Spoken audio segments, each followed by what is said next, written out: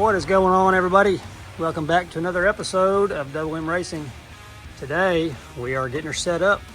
So we got Mr. Mike McCormick here. The know-all knows more than me on what all this stuff does.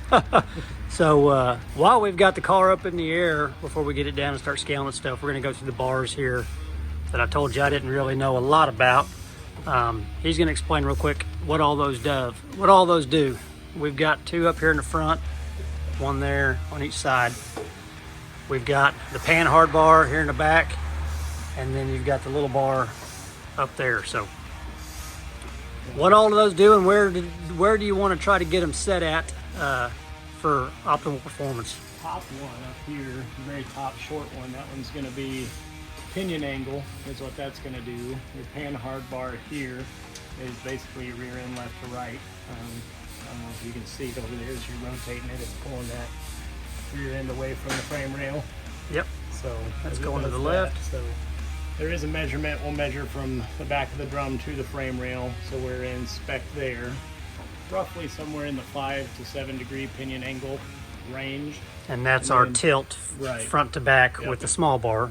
And then right here, your trailing arms, which these you can set different lengths. So you can set your right side longer. Going to have a little bit of rear steer in it is what you can do. You can set it a 1/4 inch or so longer than the left side. We got a tool, we're getting ready to set it up on the front end, but we're going to square your rear end so you're exactly the same length on both the right and left side on the rear end. So, and by squaring it, I've been having problems coming out of the corner with the rear end wanting to come out from underneath me and spin. So by squaring the rear end, we're just going to have it nice and straight, and then hopefully that'll take care of that issue for me on that. So, all right. Okay. What Mike is checking here, your pan hard bar, like we were saying, moves your rear end this way and that way. You have to have a minimum of 6 inches from your brake drum to your frame rail, right there. And you make those adjustments to the pan hard bar. right. You want to try to get most of your tire, you want the wheels underneath the driver, so you want your rear end to be to your left as much as you can get it. So we're going to set this, it's right on dead money at 6 is where we set it at, and that puts this side at, what'd you say, 6 1/4? 6 1/4. 6 1/4. So we're within now, the if you were tight, you can go 6 1/4, or you can go 1/4 inch that way and try to free the car up a little bit too if you were to shift everything to the right some as well. So. Okay. So get in here, if you're tight, you can move the rear end that way, 1/4 inch, which would put that one at 6, this at 6 1/4. If you're loose, shift it over that way. So that was that adjustment.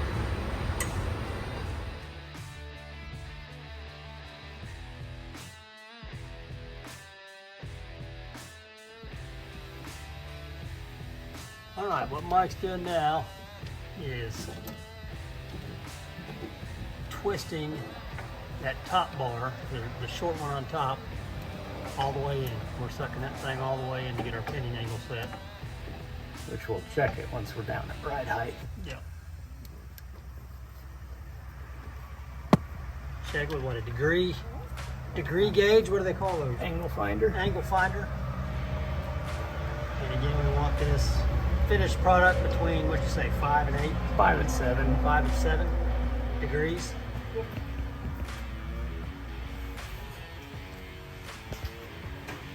And that'll be 5 to 7 degrees. That way.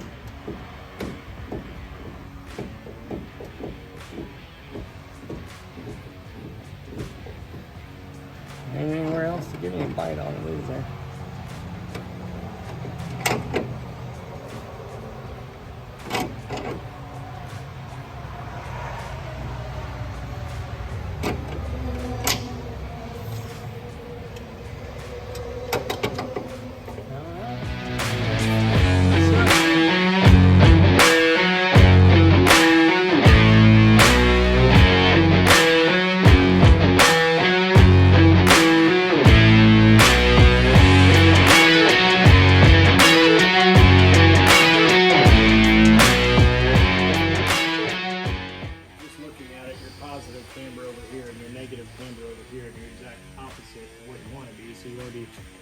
negative camber, positive camber. Negative on the front right, positive on the front left. Correct. So let's just get that somewhat eyeballed close right now, and then we'll set ride heights, and then we can adjust from there. Okay. And camber for while you're standing there next to the tires. Yeah. For those who don't understand caster camber, do a visual Yep. of what caster camber is on the tire. Camber is going to be top of the tire in and out. Then your toe is going to be left to right, and then your caster is your line between your upper and lower ball joint as far as caster, positive, negative. Okay. So we're gonna get that one leaning in this way, and that one leaning out that way real quick, and then we're gonna start checking ride heights. Check ride heights, and then we'll go through and we'll set. And our minimum ride height is 3.5 3.5 inches, is what the minimum ride height is on these INEX Legends. So we'll put you aside on time lapse and let you watch all that. Okay, so the bar he's adjusting for, we're doing caster right now, correct? Camber is that upper control arm there. He took the rear bar off and is just spinning it. And you can watch, I mean, you can see that tire moving when he spins it. It's just pulling it in. But you can also adjust too with your lower ball joint down here. Yep, you can push your lower ball joint out further, correct? Correct. To try to get more. Which we're gonna have to do right now. Yep, we've pretty much sucked that all the way down, so we're gonna have to. We're gonna get this in. And I've got the ball joint there. You can see there's no thread showing on it. They're sucked all the way in, so we're gonna have to push that out to gain the extra camber we need there.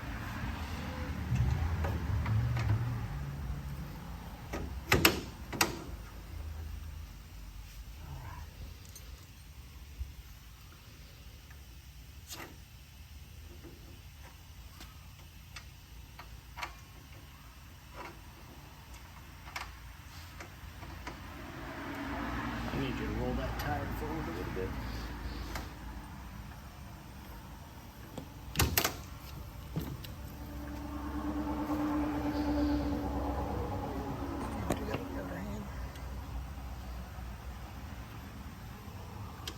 Now let's just get this bolt, so there we go.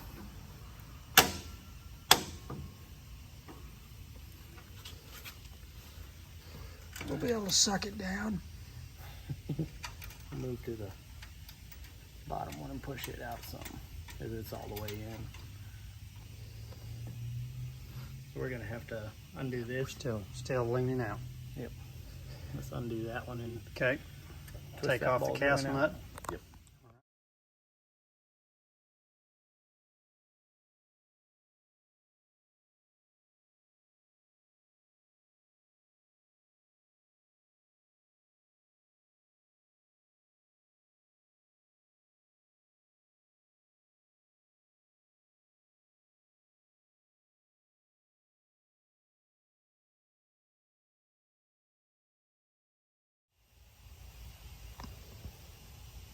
Okay, so when we were setting this up, you can see I've got the front left wheel lined up with the back left wheel, so they're sitting straight.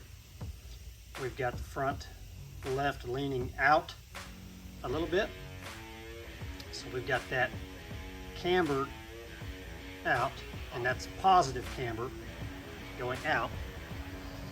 And on the left side, we've got it leaning in. So that's negative camber on that side. And we've also got the front left wheel towed out just a little bit on the front right. So front left straight, cambered positive, which means cambered towards the outside of the car. And the front right, we've got towed out just a little bit and cambered negative, which means it's leaning, the top of the tire is leaning in towards the engine bay there, into the car. So that's the front. Next we're getting ready to start ride heights. Okay, adjusting ride height, that is done by adjusting your collar on the bottom of the shocks there. We measured at 3.5 inches. We want to be a little bit taller than that.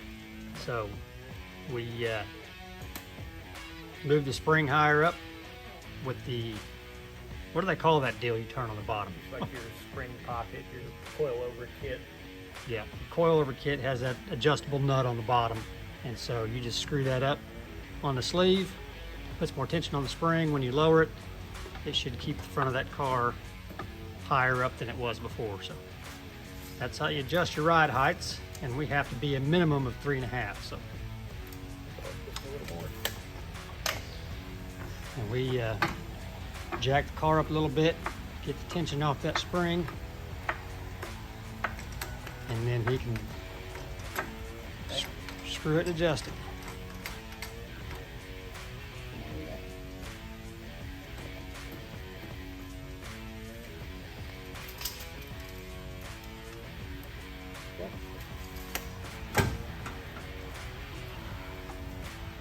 Show them where you got to measure from there, Mike. Yep. So it's the bottom of your frame rail. So your body's here, but your bottom of your frame rail to the ground. That's how it is. Okay.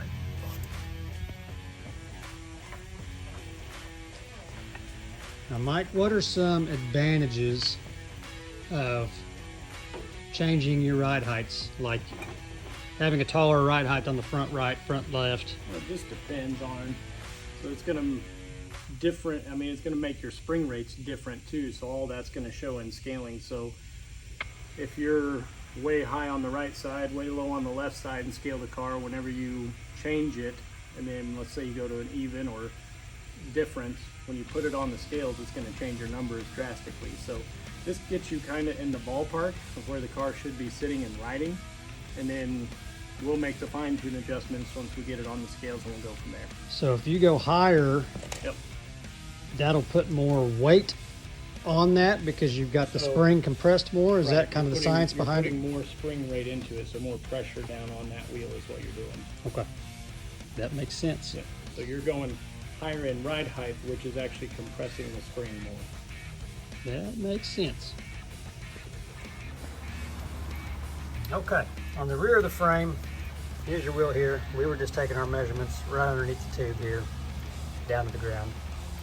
So that's where you measure out on the rear of the frame. You do not want to measure back here on your frame rail, because see how this has that kick up there?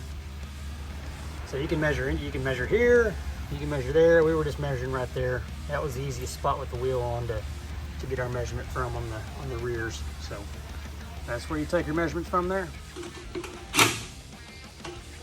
All right, so what we're setting up for now is squaring the rear end. Mike's got this jig here from CMR, Colin Ray Racing, and we'll let him get that clamped up. I'll show you what he put on the back wheels here. It's got those deals there. And bolt on your wheels, one on each side. And again, we're going to be squaring the wheels.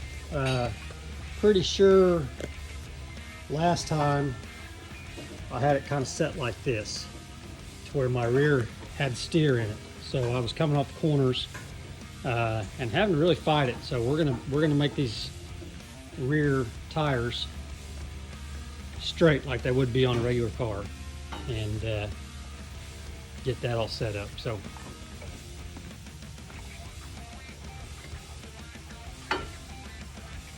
clamps this jig right on the frame rails.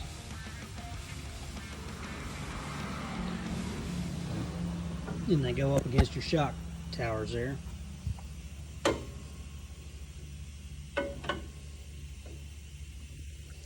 It's sure nice having friends with jigs. We had Mike Seitz with the frame jig. Now we got Mike McCormick. You just got to get to know a bunch of Mikes. All the Mikes have the jigs.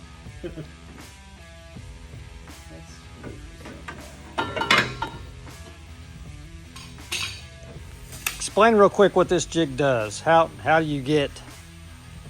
it work? You're up against your shock towers here, and then this goes off. This is a made piece of equipment that you measure from here. So you're gonna measure right off of here, go back to here. These have centering holes for the lug nuts that'll center this up, and you go right to your pin here and measure. So you're gonna want to be same distance from that point to this point on both sides. Or you can go, like I said, 1/4 of an inch. You want to add a little rear steer to it. and go from there. And we're going to set it up for squareness. So we want the same number on both sides.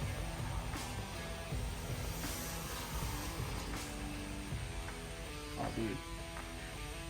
89. She's going to be fast. It's 89. 89. That's your number. That's your race car number. 89 on that one. If it was 10, we'd have issues. Yeah, it'd be upside down.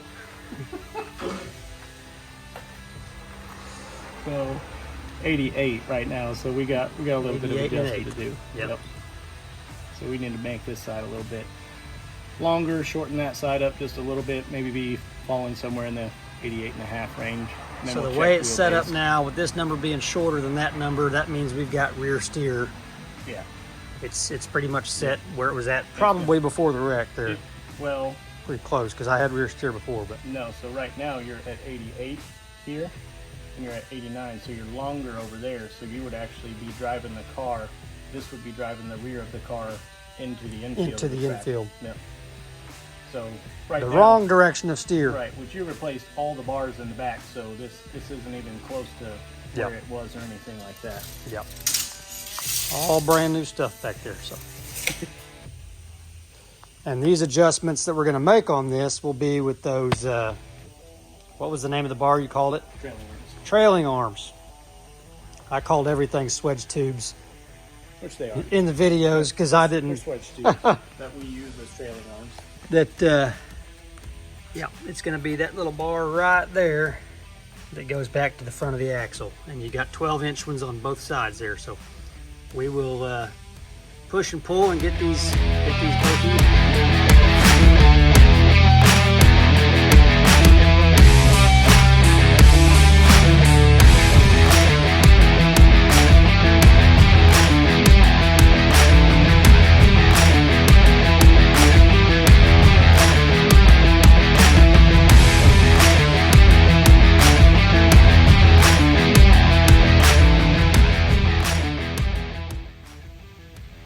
All right. There's our degree angle finder. And it's hard to get you in there where you can see it. We're sitting at 6 degrees and our goal was 5 to 7.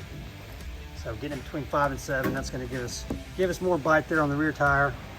Our drive shaft has good clearance there from the frame. So we're golden. We like that. And while I was doing that, Mike got caster and camber set up, or got the camber set up where he liked it. We were in the ballpark with the adjustments that we had made earlier, but now they're spot on there. So next we're going to do caster, which is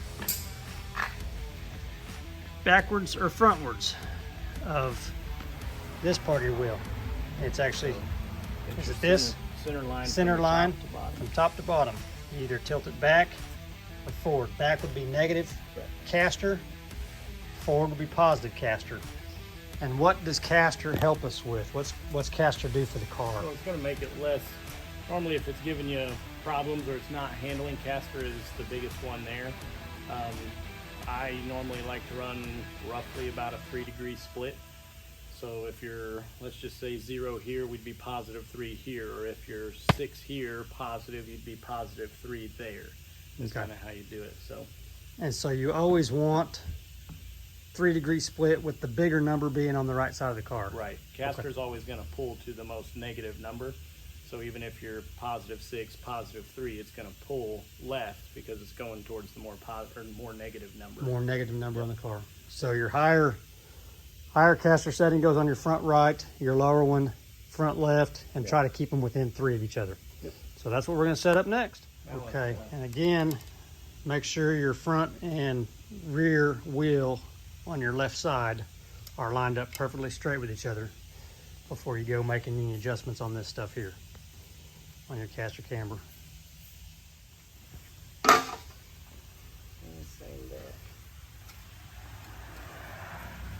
These are toe plates here. And you said before I got the camera rolling, you want to set your toe plates up as vertically as you can up against the tire. Flush with the tire there. Alright, let's measure the front and see what we got. We'll measure the rear. May need you to hold that one. It goes in that slot right there. You want it sideways in there like that? Exactly. And just on the outside edge. Right there is fine. So right here you're measuring 59 and 15/16. Let's go to the back. Nope, you're good. Back there. And now we'll do the back of the wheel. Oh, I see what you're saying. Our tires. It's good. Just kind of measure it and put it in the same spot there. And make sure it stays up on the front flush. Okay. We're close. And we are 59 and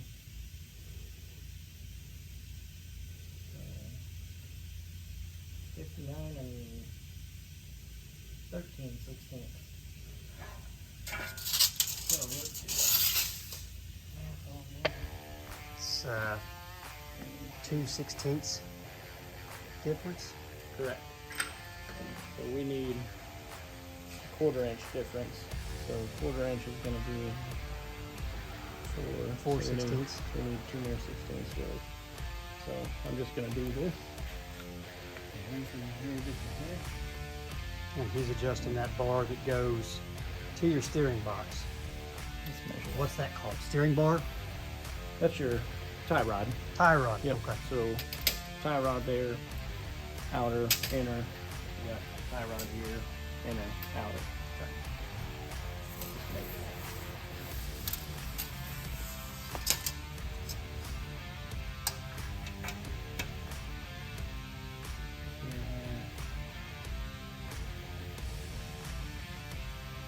So 14/16 now, or 7/8, let's call it. So we're at 59 and 7/8.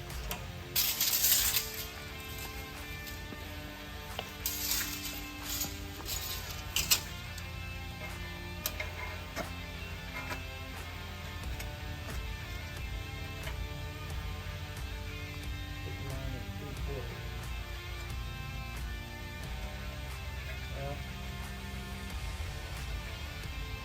one big shot. 59 and 3/4.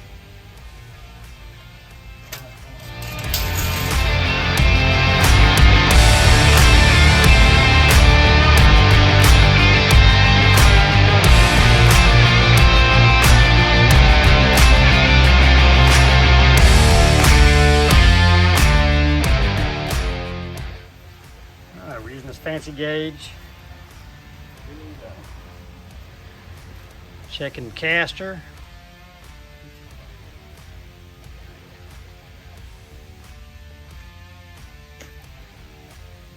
To the right. Okay. We've got Nice and easy, because I'm going to let this sit on there. So only 7 movements on the loop is going to fall off. There you go. Keep going. Keep going. Keep going. Keep going. About halfway there. Keep on going. Keep going. Keep going. Keep going. Right there. A little more. Okay. Right there is good. So what we're looking at here, so on this gauge, we have, this does camber caster. So right now we're setting caster. So this line right here, a lot of people don't know, but this is actually your 20-degree mark, because you're going to do a 20-degree sweep to the right and 20-degree to the left. Okay. So you line this up parallel with the car, and when this is parallel, this edge here is parallel with the car, that's 20 degrees. So we're going to level it here, since we're turned to that the right. bubble right there in the This middle. bubble right here. Then we're going to 0. So if you turn this plate right here, this is the center, so this is a measurement for caster. So you can turn that and you can see our bubble. This moves independently on the inside. So we 0 this out. And then we steer to the left until this edge is parallel with the right side of the car. Okay. And that'll give us our caster And sweep. you can see right now we're cranked pretty far right. So now we're going to crank it to the left. And we got the cardboard underneath the tires. They also make special plates for this. Turn plates. Cardboard works just fine, so your wheels turn easy.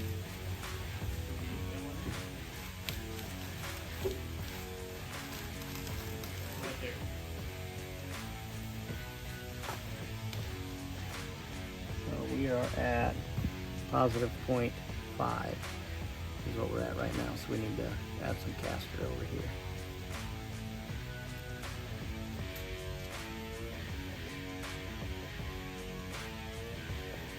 So he's adjusting the upper control arm. This is just ballpark. We're gonna re-sweep it again. Maybe this will get us.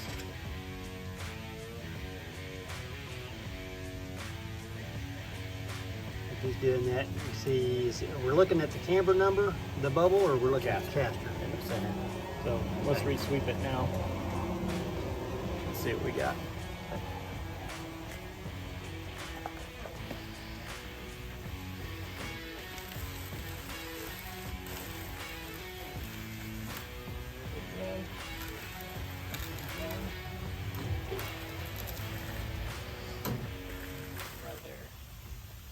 Left a little bit. Right there.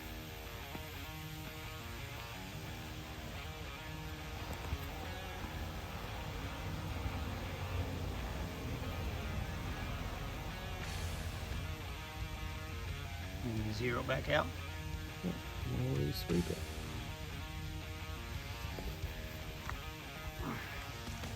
There's a lot more to setting a race car up right than people would ever even think.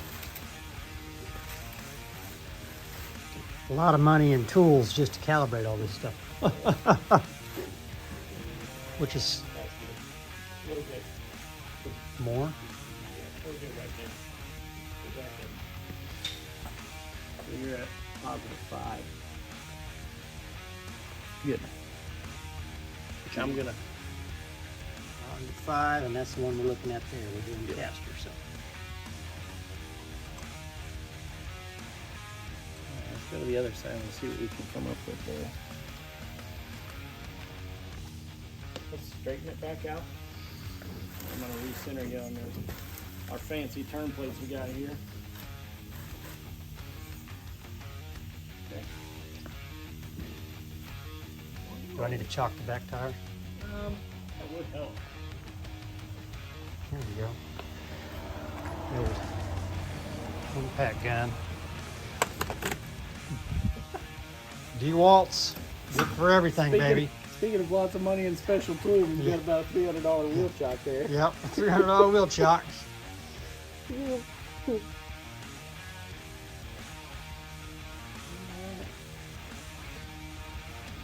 Go ahead and turn it back to 20 there. Right or left?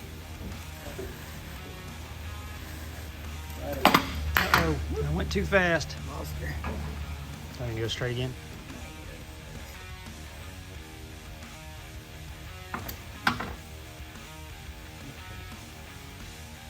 Stay right there for just a second. Yeah, let's go. That's good right there.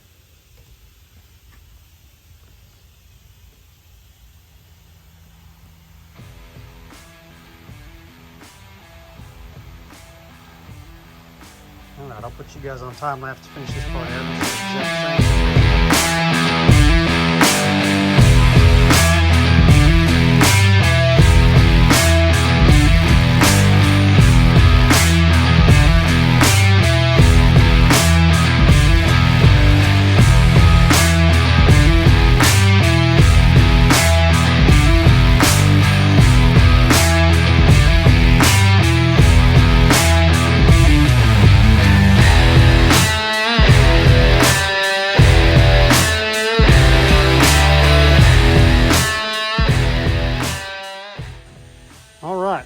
next we are going to scale it out. As you can see, I put everything back on there.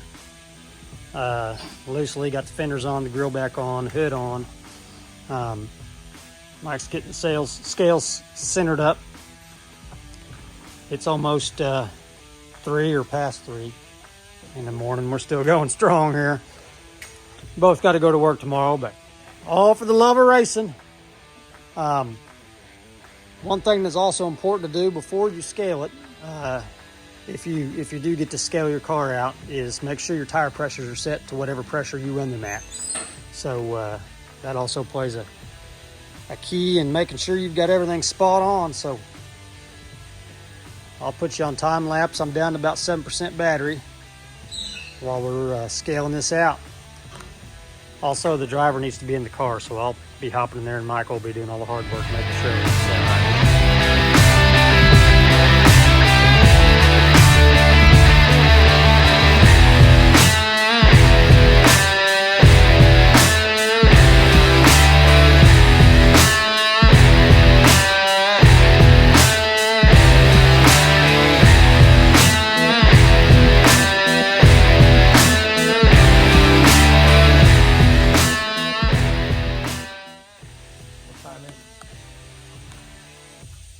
It's 2:49. 2:49 a.m. and we are finished. Race ready. She is race ready for Saturday night. Scaled up. Of course, you can't do none of this without a set of scales. And you know, I've got 2 buddies that I know that's got scales. Mike's scaled it for me. He scaled it for me. What we do last season? Yeah. After a couple races, you know, after we got the car, we scaled it, did a lot of changes, and then of course after the wreck, here we got it scaled again. But scaling the car, what does scaling the car do? Why would you want to scale the car? Nope. We got the popos here, wondering what we're doing at 3 o'clock in the morning. All right, sorry about that. Had to go chat with the popo for a little bit. He was wondering what we was doing at 3 o'clock in the morning, still working in the shop. This is an auto body shop. This is Dave's. This is Dave's place, not auto body. This is a mechanic shop. This is Dave's place. He was nice enough to let us come in here and use his spot with the lifts and stuff to get this done. So anywho, back to where we were at. If you know somebody that's got a scale, this is the only true way you will know exactly how your car is set up once you make all your adjustments. You know, we're checking to see how much pressure each tire is placing down on the ground, and where you want your most pressure. Right rear? It depends on right front? Yeah, how you want the car to drive, really. Yeah. What depends there, but there's theories. You know, if you got a lot of pressure on your right front, when you go into a corner, it's going to transfer the pressure back to the right rear. So if your right rear softer, it's going to bite better through the corner, and then it transfers going through a corner on the dirt. This isn't, you know, I'm sure asphalt is similar, but we don't race asphalt around here. In the dirt, going around a corner, your pressure goes from your right front to your right rear to your left front to your left rear. Is that right? That's the order that the pressure transfers through your car. So we set ours up that way. So once it was on the scales, you know, you've seen us doing all the measurements. Once it was on the scales, the only way to adjust the pressure and get all your numbers correct, the scales check for what? What all is it checking here? We got the individual tire. Right, it's your weights. What each corner is weighing is what it is. So you're basically corner balancing and corner weighing the car. But you're going off of cross, which is right front, left rear. Adding cross, taking away cross, so cross is going to affect how the car drives. It'll tell you your left percentage, which we have a rule to that. We have rear percentage, it'll tell us that. Some guys will want to drive some more rear percentage on there, but it'll give you some more drive and things like that. But there's a lot of things. I mean, everything that we went through tonight, I mean, we've got hours worth of setting this car up and getting it to where it is now, and everything comes together once you get on the scales. But also everything we did before this is just as much of you have to do it from start to finish, and there's a sequence that you got to go through to do it. So Yep. This is the final piece of the puzzle, and she's ready to rip now. She's ready to go. Yep.